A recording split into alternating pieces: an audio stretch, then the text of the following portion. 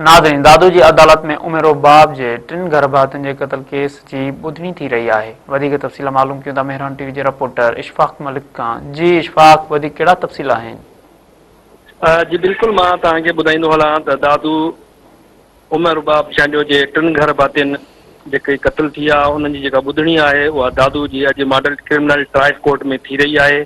इल्ज़ाम हेठि आयल MP ए ॿई भाइर जेके आहिनि उहे बि हिन महिल वकील मार्फत अदालत पहुता आहिनि। फिरियादी धुर आहे उमा बाबा चांडियो, उहा बि हिन महिल अदालत पहुतल आहे। सिक्योरिटी जा जेकी इंतज़ाम आहिनि उहे सख़्तु कया विया आहिनि ऐं उन में जेकी गिरफ़्तार आहिनि जवाबदार उन्हनि खे बि अदालत आंदो वियो आहे। MNA आहे उन शाहिदी ॾिनी हुई गुलाम रसूल चांडियो त जेको MP ए भाइर आहिनि उहे असां सां गॾु आहे, उन्हनि सां बयान ते अॼु क्रास मैचिंग कई वेंदी यानी आड़ी पुछा कई वेंदी। जी